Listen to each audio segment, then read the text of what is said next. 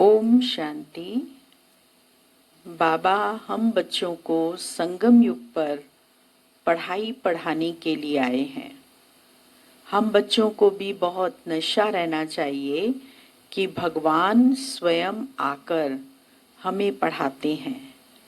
उन परमात्मा ने आकर अश्वमेघ यज्ञ रचा है और इस यज्ञ के अंदर संपूर्ण दुनिया की आहुति डलने वाली है। हम बच्चे भी अपने विकारों की आहुति और बुराइयों की आहुति तो इस यज्ञ के अंदर डालते ही हैं। इसीलिए स्वयं परमात्मा को आकर इस रुद्र यज्ञ की स्थापना करनी पड़ती है। 11 तारीख की वाणी है। मीठे बच्चे, यह रुद्र ज्ञान यज्ञ स्वयं रुद्र भगवान ने रचा है। इसमें तुम अपना सब कुछ स्वाहा करो, क्योंकि अब घर चलना है।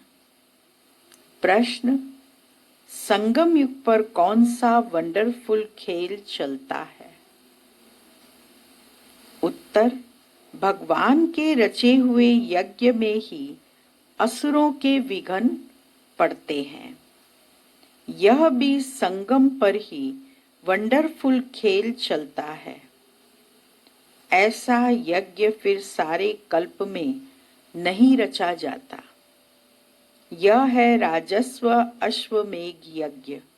स्वराज्य पाने के लिए इसमें ही विघ्न पड़ते हैं। ओम शांति। तुम कहाँ बैठे हो? इनको स्कूल अथवा यूनिवर्सिटी भी कह सकते हो। विश्वविद्यालय है जिसको ईश्वरीय ब्रांचेस हैं। बाप ने बड़े ते बड़ी यूनिवर्सिटी खोली है। शास्त्रों में रुद्र यज्ञ नाम लिख दिया है। इस समय तुम को बाबा को बुद्धि से याद करना चाहिए। भगवान हमको पढ़ाते हैं। उनका यह यज्ञ रचा हुआ है।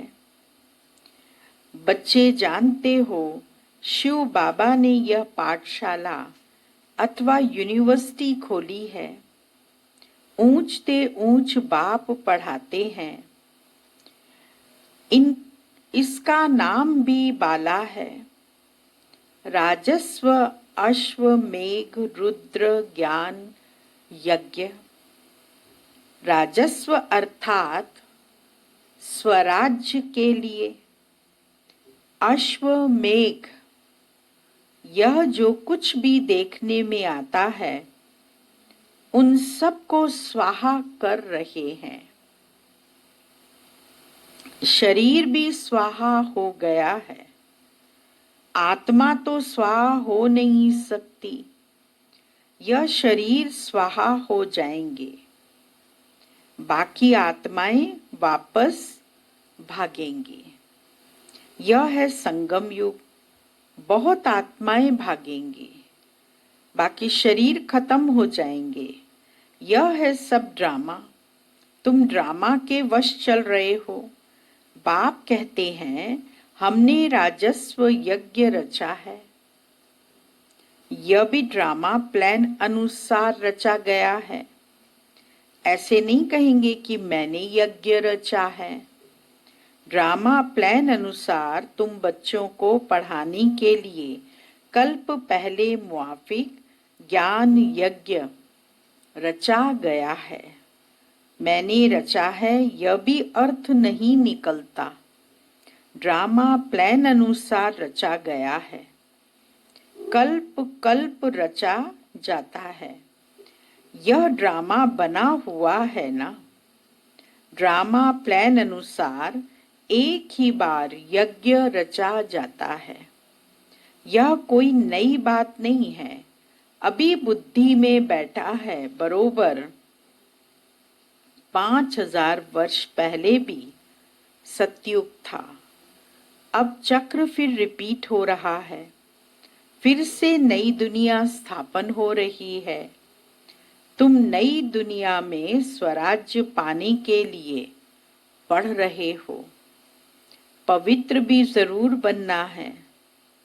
बनते भी वही हैं जो ड्रामा अनुसार कल्प पहले बने थे, अभी भी बनेंगे। साक्षी हो ड्रामा को देखना होता है और फिर पुरुषार्थ भी करना होता है। बच्चों को मार्ग भी बताना है। मुख्य बात है पवित्रता की। बाप को बुलाते ही हैं कि आओ पवित्र बनाकर हमको इस छीछी दुनिया से ले जाओ। बाप आए ही हैं। क्यों आए हैं बाप? घर ले जाने के लिए। बच्चों को पॉइंट्स तो बहुत दी जाती हैं। मुख्य बात फिर भी बाप कहते हैं, मन मना भव। पावन बनने के लिए बाप को याद करते हैं। यह भूलना नहीं चाहिए।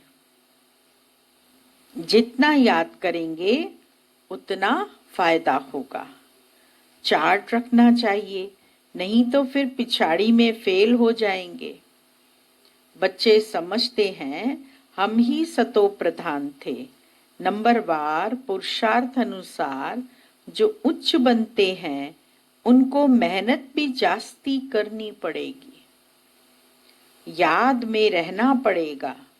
यह तो समझते हो, बाकी थोड़ा समय है। फिर सुख के दिन आने हैं। बरोबर हमारे अथाह सुख के दिन आने हैं। बाप एक ही बार आते हैं, दुख धाम खलास कर अपने सुख धाम में ले चलते हैं। तुम बच्चे जानते हो अभी हम ईश्वरीय परिवार में हैं, फिर दैवी परिवार में जाएंगे। इस समय का ही गायन है। यह संगम ही पुरुषोत्तम उच्च बनने का युग है। तुम बच्चे जानते हो हमको बेहद का बाप पढ़ा रहे हैं। फिर आगे चल सन्यासी लोग भी मानेंगे। वह भी समय आएगा ना। अभी तुम्हारा प्रभाव इतना नहीं निकल सकता। अभी राजधानी स्थापन हो रही है, टाइम पड़ा है। पिछाड़ी में यह सन्यासी आदि भी आकर समझेंगे सृष्टि का चक्र कैसे फिरता है। यह नॉलेज कोई में है नहीं। यह भी बच्चे जानते हैं पवित्रता पर कितने विघ्न पड़ते हैं। अबलाओं पर अत्याचार होते हैं। द्रौपदी ने पुकारा है ना। वास्तव में तुम सब द्रौपदियां सीताएं पार्वतियां हो। याद में रहने से अबलाएं कुब्जाएं भी बाप से वर्षा पा लेती हैं। याद में तो रह सकती है ना। भगवान ने आकर यज्ञ रचा है।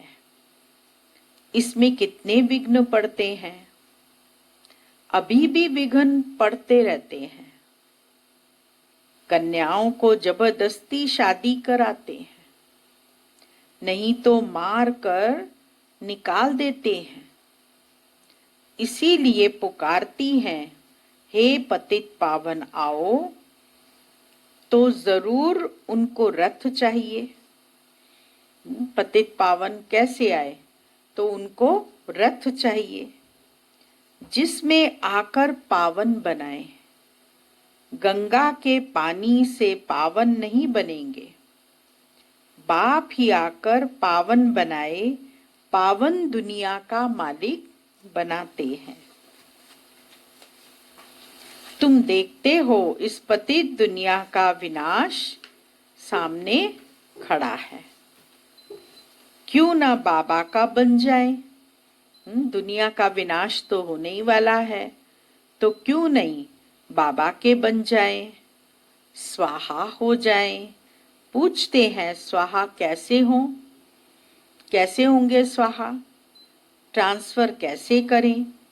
बाबा कहते, बच्चे तुम इस साकार बाबा को देखते हो ना, साकार बाबा ने भी अपना सब कुछ ट्रांसफर कर दिया, स्वाहा हो गए, और जो भी धन संपत्ति थी वो भी सब बाबा के यज्ञ में दे दी। क्यों? क्योंकि निश्चय हो गया था कि भगवान आकर पढ़ा रहा है, सृष्टि का परिवर्तन होने वाला है, नई दुनिया की स्थापना होने वाली है। तो शिव बाबा ने ब्रह्मा बाबा के तन का आधार लिया। यह खुद करके सिखा रहे हैं, बाबा ने खुद किया है, जिससे कि और दूसरों को भी ऐसी प्रेरणा मिली है। जैसा कर्म हम करेंगे हमको देख और करेंगे। बाप ने इनसे कर्म कराया ना, बाबा ने इनसे कर्म कराया ना, सारा यज्ञ में स्वाहा कर दिया।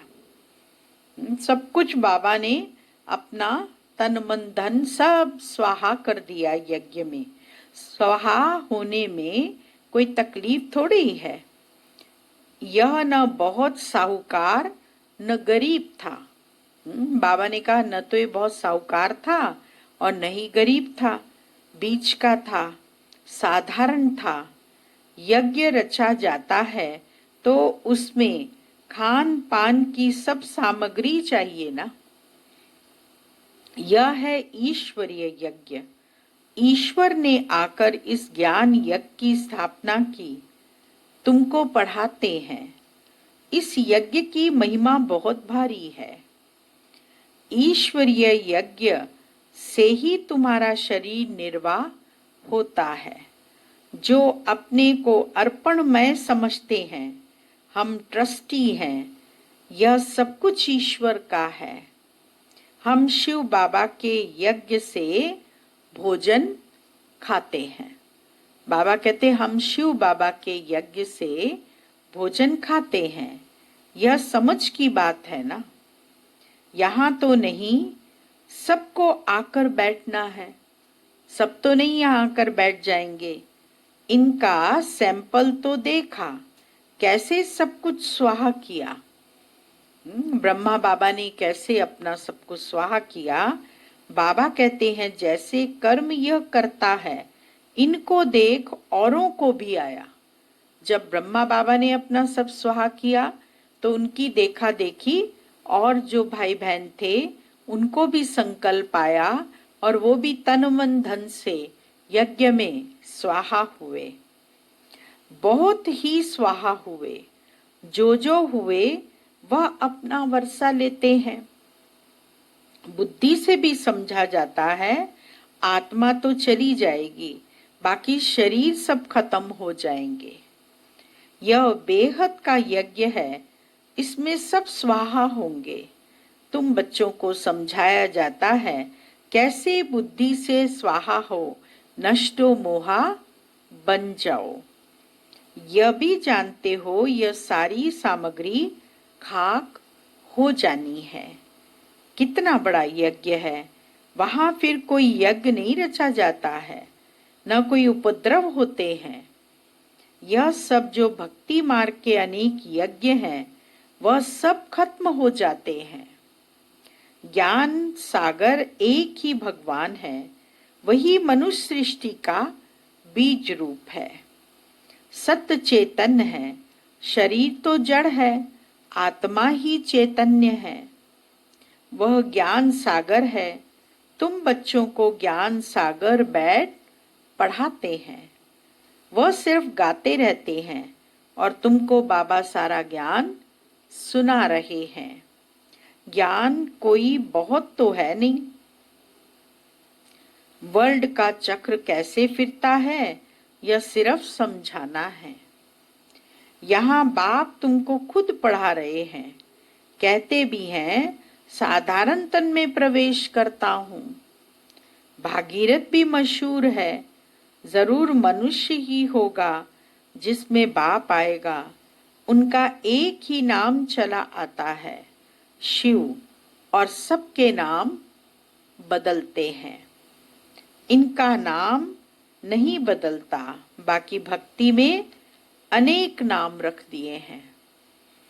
अनेक नाम गुणवाचक हैं, जैसे सोमनाथ, ओंकारेश्वर, महाकालेश्वर। तो शिव के ही अनेकानेक नाम गुणों पर रखे गए हैं। यहाँ तो है ही शिव बाबा, और हम तो बोलते ही शिव बाबा हैं। शिव का अर्थ क्या होता है? शिव का अर्थ होता है कल्याणकारी। भगवान ही आकर नई दुनिया स्वर्ग स्थापन करते हैं, तो कल्याणकारी ठहराना। तुम जानते हो भारत में स्वर्ग था, अभी नर्क है, फिर स्वर्ग जरूर होगा। इनको कहा जाता है पुरुषोत्तम संगम युग, जबकि बाप खेवैया बन तुमको इस पार से उस पार ले जाते हैं। बाबा खेवैया भी है, ये भव सागर से पार कराता है, इस पार से उस पार। यह है पुरानी दुख की दुनिया, फिर जरूर नई दुनिया होगी। ड्रामानुसार जिसके लिए तुम अभी पुरुषार्थ करते हो, बाप की याद ही घड़ी घड़ी भूल जाती है। जिसकी इतनी मेहनत करते हैं, भगवान का परिचय मिल गया, अब उसकी याद निरंतर रहनी चाहिए, तो भूल जाती है। इसमें है मेहनत। बाकी तुमसे जो विकर्म हुए हैं, उनकी सजा कर्म भोग के रूप में भोगनी ही पड़ेगी। कर्म भोग अंत तक भोगना ही है, उसमें माफी नहीं मिल सकती है। बाबा ने कहा जो कर्मों की भोगना है वो तुम बच्चों को भोगनी ही है, उसमें कोई माफी या रियायत नहीं मिल सकती है। ऐसे नहीं बाबा क्षमा करो, कुछ भी नहीं, ड्रामा अनुसार सब होता है, क्षमा आदि होती ही नहीं। हिसाब किताब चुकतू करना ही है। तमो प्रधान से सतो प्रधान बनना है। इसके लिए श्रीमत भी मिलती है। श्री श्री शिव बाबा की श्रीमत से तुम श्री बनते हो। ऊंच ते ऊंच बाप तुमको ऊंच बनाते हैं। तुम अभी बन रहे हो, अभी तुमको स्मृति आई है। बाबा कल्प कल्प आकर हमको पढ़ाते हैं। आधा कल्प उनकी प्रारब्ध मिलती है। सृष्टि चक्र कैसे फिरता है, उस नॉलेज की दरकार नहीं रहती। कल्प कल्प एक ही बार आकर बतलाते हैं कि सृष्टि का चक्र कैसे फिरता है। तुम्हारा काम है, क्या काम है तुम्हारा? पढ़ना और क्या करना? पवित्र बनना, योग में रहना है। पढ़ना भी है, पवित्र भी बनना है, और योग में भी रहना है।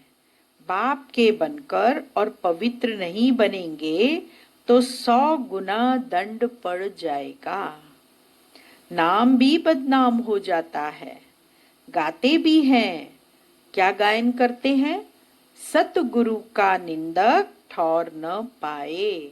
सतगुरु की निंदा कराने वाले का कहीं भी ठिकाना नहीं है। मनुष्यों को पता नहीं कि यह कौन है। सत बाप ही सतगुरु सत टीचर होगा ना। तुमको पढ़ाते वह हैं, सच्चा सतगुरु भी है। जैसे बाप ज्ञान का सागर है, तुम भी ज्ञान के सागर हो ना। बाप ने तो सारा ज्ञान दे दिया है। जिसने जितना कल्प पहले धारण किया उतना ही करेंगे। पुरुषार्थ करना है, कर्म बिगड़ तो कोई रह न सके। कितने भी हठ योग आदि करते हैं, वह भी कर्म है ना। यह भी एक धंधा है, आजीविका के लिए नाम होता है, बहुत पैसा मिलता है। पानी पर आग पर चले जाते हैं। कोई पानी पर चलता है, कोई आग पर चलता है, सिर्फ उड़ना नहीं जानते हैं। चलते हैं आग पे पानी पे, केवल उड़ना नहीं जानते। उसमें तो पेट्रोल आदि चाहिए ना, लेकिन इनसे फायदा तो कुछ नहीं, पावन तो बनते नहीं। साइंस वालों की भी रेस है, उनकी है साइंस की रेस, और तुम्हारी किस चीज की है? तुम्हारी है साइलेंस की रेस। सब शांति ही मांगते हैं। बाप कहते हैं शांति तो तुम्हारा स्वधर्म है, अपने को आत्मा समझो, अपने घर चलना है शांति धाम, यह है दुख धाम। हम शांति धाम के लिए, शांति धाम से फिर सुख धाम में जाएंगे। यह दुख धाम खलास होना है। ये पुरानी दुनिया, दुख की दुनिया समाप्त होने वाली है। यह अच्छी रीति धारण कर फिर औरों को धारण कराना है। बाकी थोड़े रोज हैं, बाबा कहते बच्चे थोड़े रोज हैं। वह पढ़ाई पढ़कर फिर शरीर निर्वार्थ माथा मारना पड़ता है। तकदीरवान बच्चे फौरन निर्णय ले लेते हैं कि हमें कौन सी पढ़ाई पढ़नी है, उस पढ़ाई से क्या मिलता है और इस पढ़ाई से क्या मिलता है। इस पढ़ाई से तो 21 जन्मों की प्रारब्ध बनती है, तो ख्याल करना चाहिए कि हमको कौन सी पढ़ाई पढ़नी है। जिसको बेहद के बाप से वर्षा पाना है, वह बेहद की पढ़ाई में लग जाते हैं। कौन सी पढ़ाई पढ़नी है?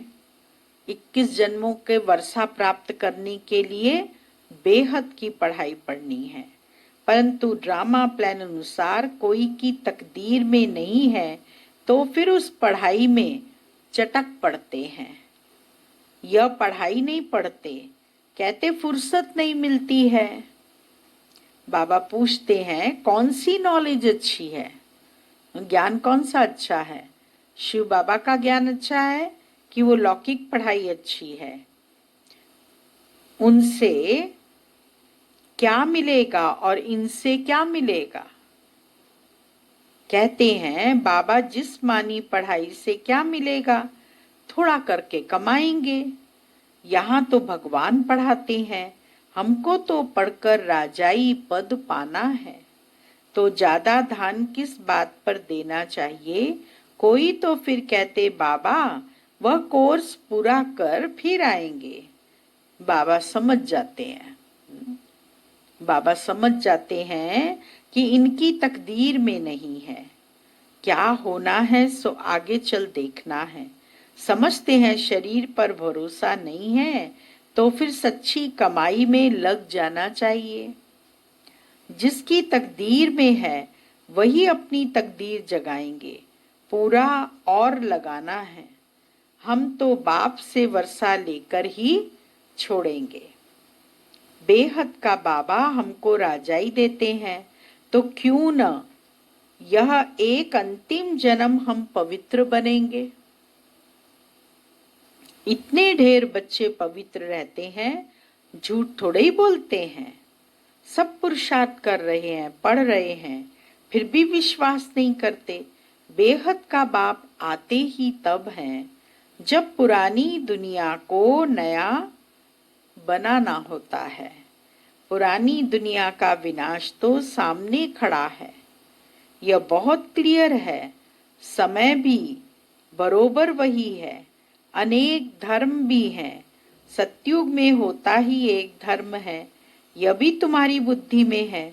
तुम्हारे में भी कोई है जो निश्चय अर्जुन कर रहे हैं। संपूर्ण निश्चय नहीं है, परंतु अभी पुरुषार्थ कर रहे हैं निश्चय बुद्धि बनने का। अरे निश्चय करने में टाइम लगता है क्या? शरीर पर भी भरोसा थोड़ी है, जरा भी चांस गवाना नहीं चाहिए। किसकी तकदीर में नहीं है तो जरा भी बुद्धि में आता नहीं है। अच्छा, मीठे मीठे सिक्की लदे बच्चों प्रति मात पिता बाप दादा का याद प्यार गुड मॉर्निंग। रूहानी बाप की रूहानी बच्चों को नमस्ते और रूहानी बच्चों की रूहानी बाबा को याद प्यार गुड मॉर्निंग नमस्ते। मुख्य सार है पहला पॉइंट, सच्ची कमाई कर 21 जन्मों के लिए अपनी तकदीर बनानी है। शरीर पर कोई भरोसा नहीं है, इसीलिए जरा भी चांस नहीं गंवाना है। दूसरा पॉइंट है, नष्टो मोहा बनकर अपना सब कुछ रुद्र यज्ञ में स्वाहा करना है। अपने को अर्पण कर ट्रस्टी हो संभालना है। साकार बाप को फॉलो करना है। आज का वरदान है, ग्लानि करने वालों को भी गुणमाला पहनाने वाले इष्ट देव महान आत्मा भव। जैसे आजकल आप विशेष आत्माओं का स्वागत करते समय कोई गले में स्थूल माला डालते हैं, तो आप डालने वाले के गले में रिटर्न कर देते हो। ऐसे क्या करना है? बहुत गुह्य बात इस वरदान में बताई गई है। ऐसे ग्लानि करने वाले को भी आप गुणमाला पहनाओ तो वह स्वतः ही आपको गुणमाला रिटर्न करेंगे। जैसे स्वागत करते समय माला पहनाई और उसने वापस आपको पहना दी, ऐसे ही हमको भी गुणमाला, जो ग्लानि करने वाला है उसको गुणमाला पहनानी चाहिए, जिससे कि वो गुणमाला ही हमको रिटर्न कर दे। क्योंकि ग्लानि करने वाले को गुणमाला पहनाना अर्थात जन्म जन्म के लिए भक्त निश्चित कर देना। यह देना ही अनेक बार का लेना हो जाता है। यही विशेषता इष्ट देव महान आत्मा बना देती है। स्लोगन, अपनी मनसा वृत्ति सदा अच्छी पावरफुल बनाओ तो खराब भी अच्छा हो जाएगा। ओम शांति।